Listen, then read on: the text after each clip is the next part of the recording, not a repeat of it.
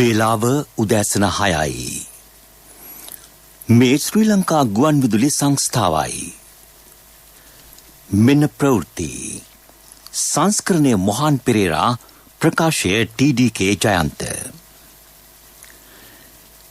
Covid වසංගත තත්ත්වය හමුවේ වුවත් රජය ලබා ගන්නා ජයග්‍රහණ වැළැක්වීමට විපක්ෂයේ වර්ජන රැල්ලක් ඔස්සේ උත්සාහ කරන බවට චෝදනා.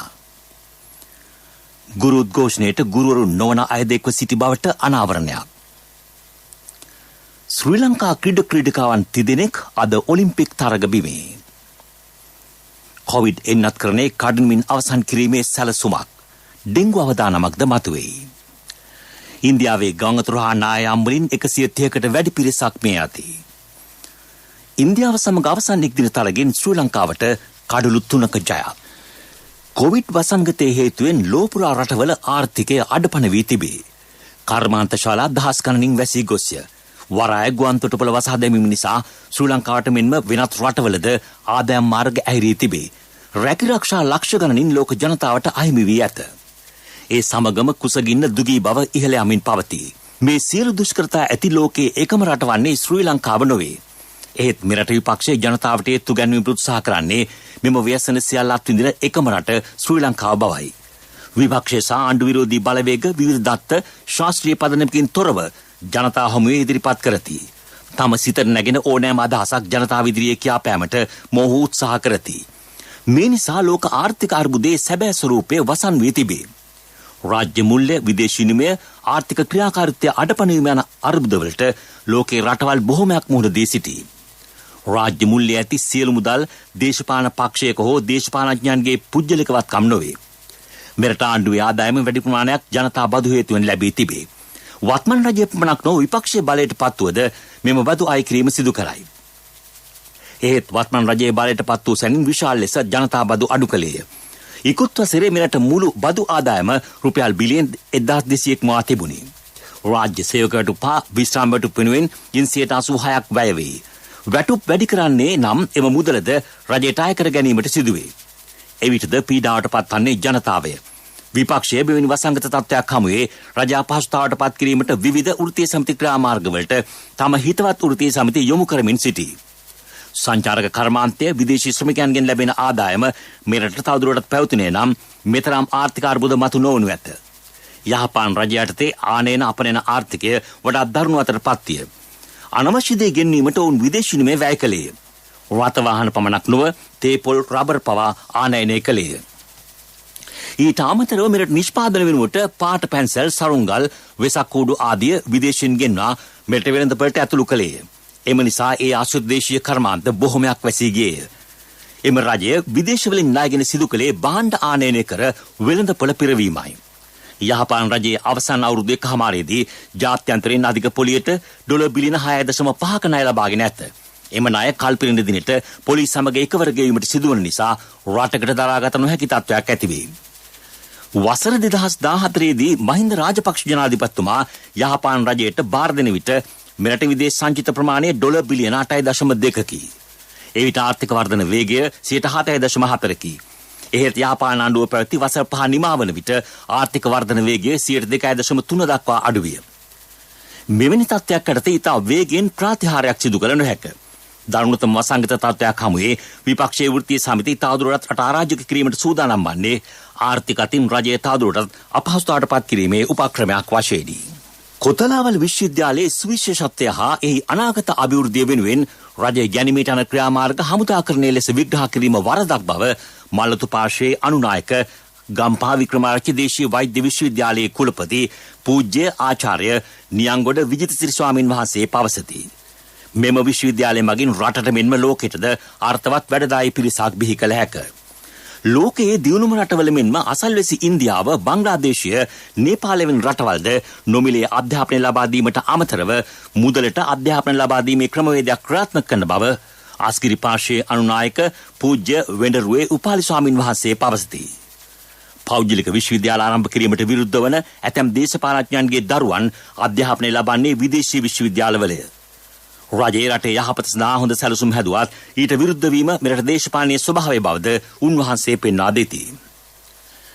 ගැටලු කිහිපයක් මූලික කරගනිමින් ඇතැම් ගුරු සංගම් ආරම්භ කර ඇති උද්ඝෝෂණ රැල්ල මුළුමනින්ම දේශපාලනික උවමනාවක් මත සිදුවන්නක් බව ශ්‍රී ලංකා පොදු ජන අධ්‍යාපන සේවා සංගමේ සභාපති වසන්තා හඳපහංගොඩ මහත්මිය පවසයි.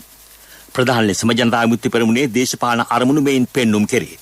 වත්මන් රජයේ පැමිණි පසු ගුරුවරුන්ගෙන් මෙන්ම වෙනත් සේවාවලද වැටුප් විශ්වවිද්‍යාල ඉවත් කිරීමට විශාල වැඩ කොටසක් සිදු කර ඇත.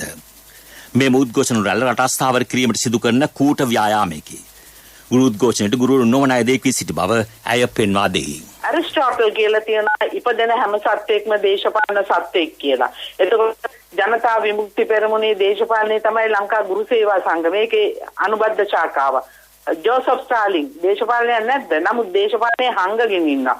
ඒක පැත්තකින් එක්සත් ජාතික පක්ෂයට කඩේ යනවා. අනිත් පැත්තෙන් එන්ජිஓ ක්‍රියාකාරකෙක් මම මේක හොඳටම දැක්කේ ජෝසප් ස්ටාලින් කායකද උද්ඝෝෂණය කරන්නේ සමන් රත්නප්‍රියලට රවි කුමුදේශලා සමග නිදහස් චතුරාර්ය ඔහු පිළිගන්නේ සමන් රත්නප්‍රියල රවි කුමුදේශලා. ඉතින් මෙන්න තාත් එතකොට මේක තේරෙනවා මේ ගුරුවරු විෂමතා ඉවත් කරන්න නෙවෙයි මේගොල්ලන්ට තියෙන මේ ආණ්ඩුව පෙරලීමේ කුමන්ත්‍රණයක්. නැත්නම් ගුරුවරු විෂමතා ඉවත් කරනවා නම් අපි එක්කෙන්ද මේ විෂමතා ඉවත් කරන ක්‍රමවේදය හදලා මේක අනුමත කරගන්න. මේ ප්‍රවෘත්ති ශ්‍රී ලංකා ගුවන් විදුලි සංස්ථාවෙන්.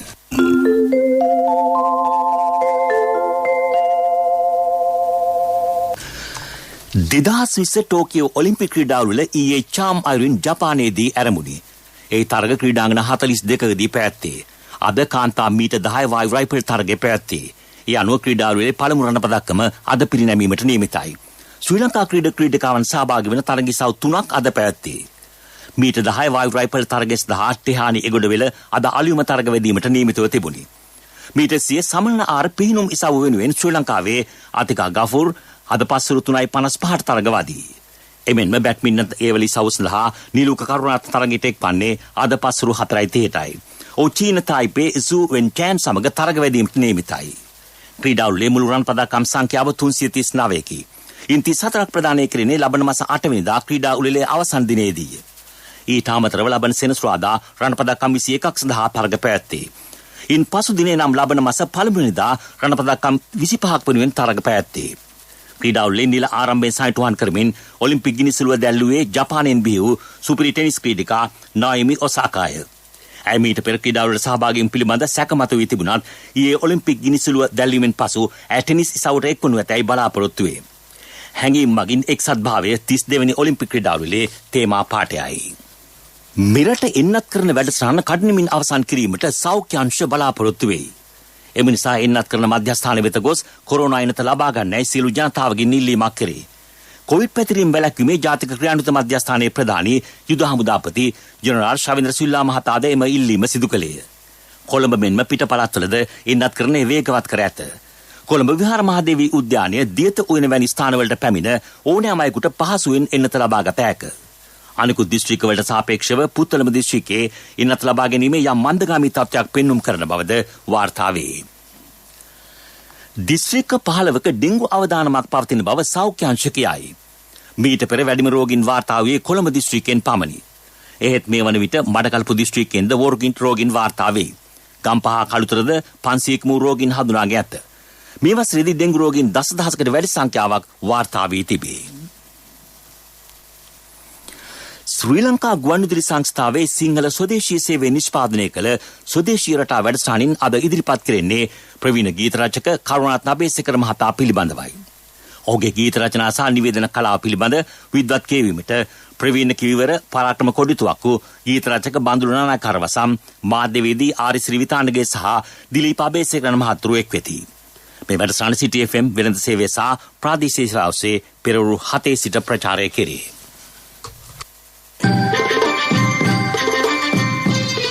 ප්‍රමුඛ පුවත ඔබ වෙත ගෙනෙන්නේ සෑම ගෙදරකම සිටිය යුතු වෙද මහත්මයා සිද්ධාලේප.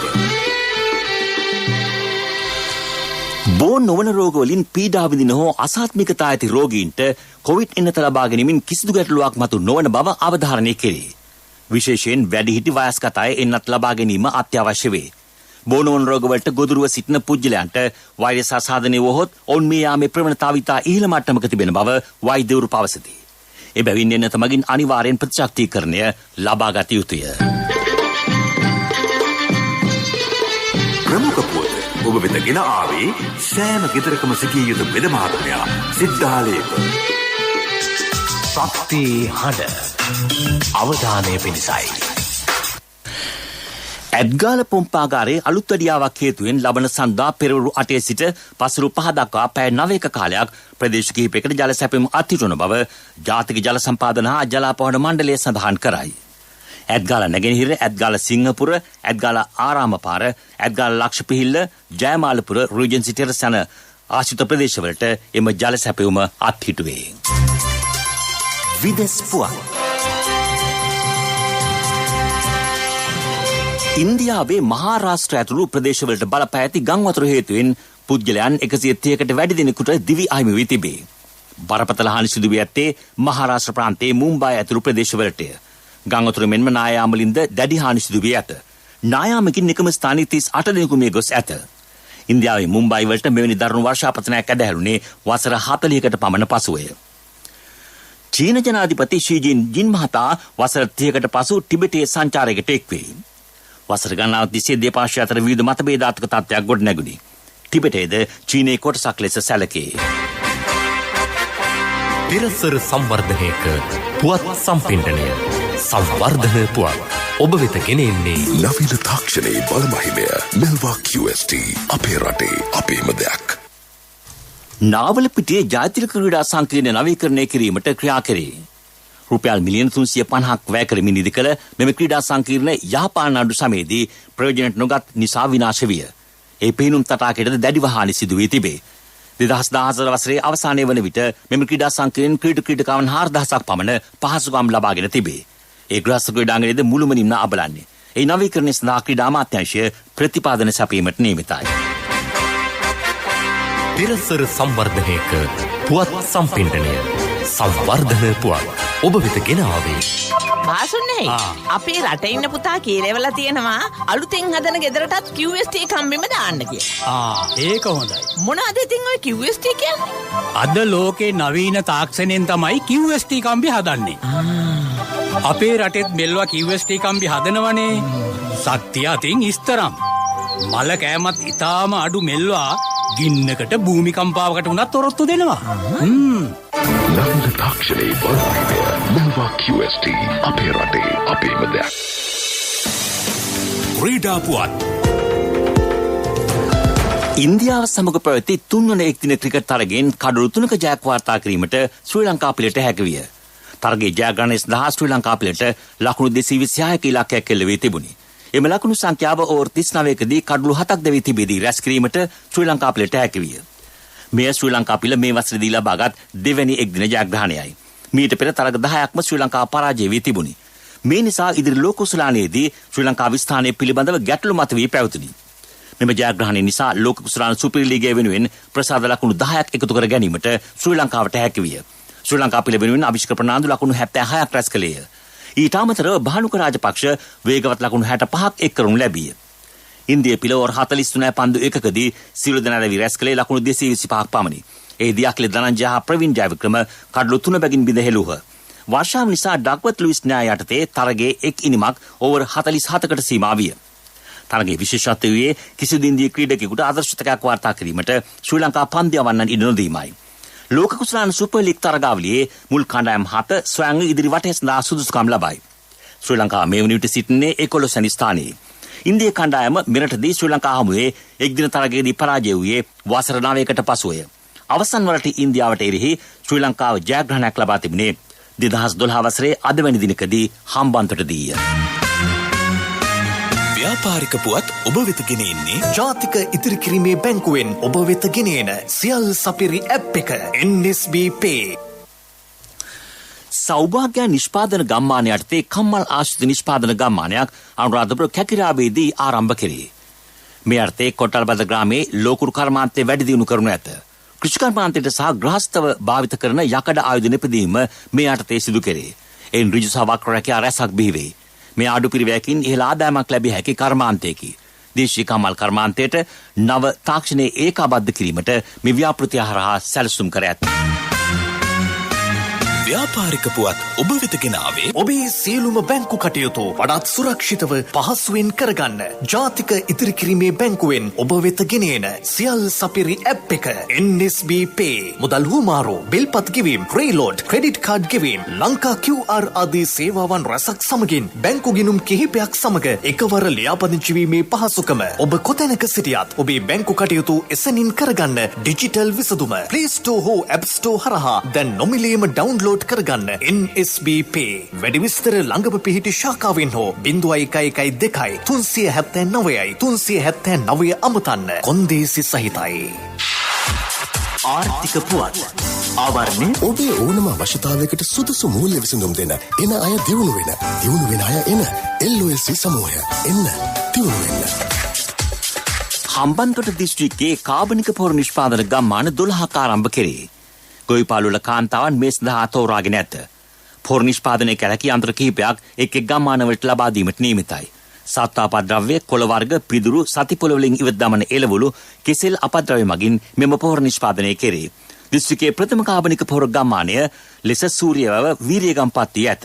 ලුණුගම්මෙහෙර තිස්ස මහරාමය, අම්බලන්තොට, අඟුණුකොළ පැලැස්ස, තංගල්ල, බෙලියත්ත, කටුවන, වලස්මුල්ල, ඕකේවෙල සහ වීරග්‍රේ ප්‍රාදේශීය ලේකම් කොට්ටාසවල පොහොර ගම්මාන ආරම්භ කරන බව දිස්ත්‍රික් කෘෂිකර්මාධ්‍යක්ෂ හේමන්ත අමරසිංහ මහතා කියයි. යුතුයකම් වගකීම් එක්ක සල්ලි ඉතුරු කරන්න ලේසි නෑ. ඔබේ ස්ථාවර තැන්පතට ආකර්ෂණීය පොලියක් හා ආරක්ෂාවක් දෙන්න අපි පොරොන්දු වෙන්නේ ඒකයි. LOLC Finance ස්ථාවර තැන්පතු ඉතිරිය උතුරන්න. 2001 දෙසැම්බර් 13 වෙනි දින නීතිගත කරන ලද LOLC Finance PLC ICRA Lanka limited වෙතින් SLA ස්ථාවර ශ්‍රේණිය ලබා ඇත. 2011 අංක 42 දරන මුදල් ව්‍යාපාර පනත යටතේ ශ්‍රී ලංකා මහා බැංකුවේ මුදල් මණ්ඩලය වෙතින් බලපත්‍රලාභී මුදල් සමාගමකි.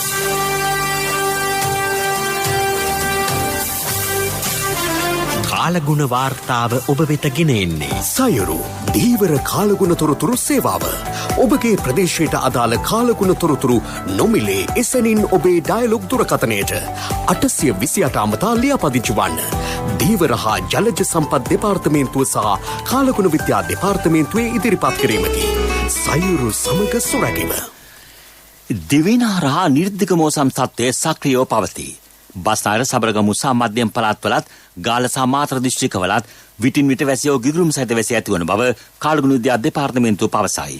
සබරගමු පළාතේ සහ නුවරඑළිය ගාල්ල සහ මාතර දිස්ත්‍රික්කවල ඇතැම් ස්ථානවලට මිලිමීටර් 75ක පමණ තරමක තද වැසි ඇති විය හැක. උතුරු මැද පළාතේ වැසි ස්වල්පයක් ඇති විය හැකි බව කාලගුණ විද්‍යා දෙපාර්තමේන්තුව දැනුම් දී.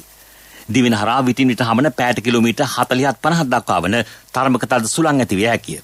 මධ්‍යම කඳුකරේ බටහිර බැවුම් ප්‍රදේශවලත් උතුරු මැද සහ වයඹ පළාත්වලත් හම්බන්තොට මන්නාරම වවුනියාව කිලිනොච්චි සහ ත්‍රිකෝණාමල දිස්ත්‍රික්කවලත් සුළඟේ වේගය විටින් විට පැයට කිලෝමීටර් 60-70ක් දක්වා වැඩි විය හැකි බව එම දෙපාර්තමේන්තුව පවසයි.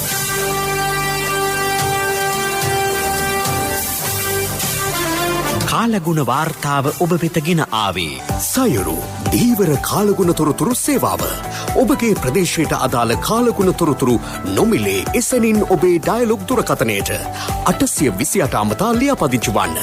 දීවර හා ජලජ සම්පත් දෙපාර්තමේන්තුව සහ කාලගුණ විද්‍යා දෙපාර්තමේන්තුවේ ඉදිරිපත් කිරීමකි. සයුරු සමග සුරැකීම. දැන් දවසේ සටහන. ගුරු සංගම් ගෙන යන වර්ජනයට මේ වන විට ජනතාවගේ දැඩි විරෝධය මතුවෙමින් පවතී. මෙය තනිකරම දේශපාලන ක්‍රියාවලියක් බව පැහැදිලිව පෙනෙන්නට ඇත. රජය කොරෝනා එන්නත් ලබා දීමේ වැඩසටහන රට පුරා සාර්ථකව ක්‍රියාවට නැංවීය. මේ නිසා ඉදිරි මාස කිහිපයේදී රට සම්පූර්ණයෙන් යථා තත්ත්වයට පත්වනු ඇතැයි විශ්වාස කළ හැක. විපක්ෂයේ දේශපාලන පක්ෂවලට මෙය දරාගත හැකි නොවේ. ඔවුන්ට ගැලවීමට ඉතිරිව තිබූ එකම විකල්පය වූයේ කොවිඩ් වලින් රට අසීරුවට පත්වීම පමණි. එහෙත් එයට රජය සාර්ථකව මුහුණ දුන්නේය. ඕනෑම දේශපාලන පක්ෂයක් බලය ගිලිහි විපක්ෂයට ගිය විට සටන් පාට සොයා විවිධ අරමුණු වෙත දිවයයි. පෞද්ගලික විශ්වවිද්‍යාල මුවාවෙන් රජය අධ්‍යාපනය විකිණීමට උත්සාහ කරන බවට ගෙන යන සටන් පාටද කාලයක සිට මෙරට පවතී. මේ නිසා රටේ දියුණුවට සිදු වූයේ සුළුපටු පාඩුවක් නොවේ. අධ්‍යාපනය යනු ලෝකයේ ආදායම් මාර්ගයකි. පෞද්ගලික විශ්වවිද්‍යාලවලට විරුද්ධ වන මෙරට විපක්ෂයේ බොහෝ දේශපාලඥයන්ගේ දරුදැරියන් ඉගෙනම ලබන්නේද විදේශ සරසවිවලය.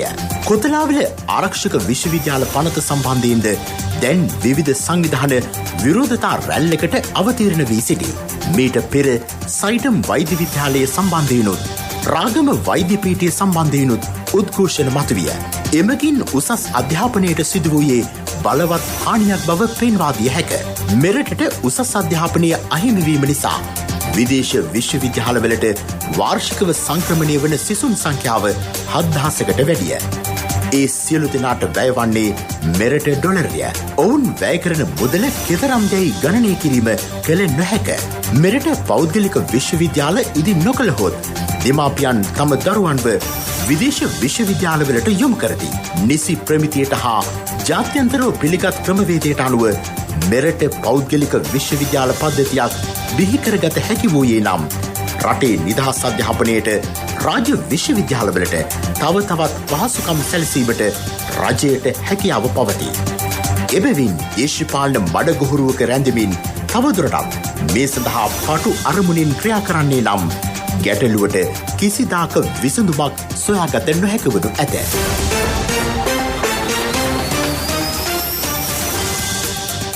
යලි සිරස්තල කොවිඩ් වසංගත තත්ත්වය හමුවේ වුවත් රජය ලබා ගන්නා ජයග්‍රහණ වැළැක්වීමට විපක්ෂයේ වර්ජන වැල්ලක් ඔස්සේ උත්සාහ කරන බවට චෝදනා. ගුරු උද්ඝෝෂණයට ගුරුවරු නොවන අය එක්ව සිටින බවට අනාවරණයක්. ශ්‍රී ලංකා ක්‍රීඩිකාවන් තිදෙනෙක් අද ඔලිම්පික් තරග බිමේ. කොවිඩ් එන්නත් කරන්නේ කඩිනමින් අවසන් කිරීමේ සැලසුමක් ඩෙංගු අවදානමක්ද මතුවෙයි. ඉන්දියාවේ ගංගතුරා නායම්වලින් 130කට වැඩි පිරිසක් මේ යති. ඉන්දියාව සමග අවසන් තරගෙන් ශ්‍රී ලංකාවට කඩලු 3ක ජයක්. අපගේ මෙම ප්‍රවෘත්ති ප්‍රකාශයට www.slbc.lk වෙබ් අඩවිය ඔස්සේද ඔබට සවන් දිය හැකි. අපගේ මීළඟ ප්‍රධාන ප්‍රවෘත්ති ප්‍රකාශය දහවල් 12:45ට.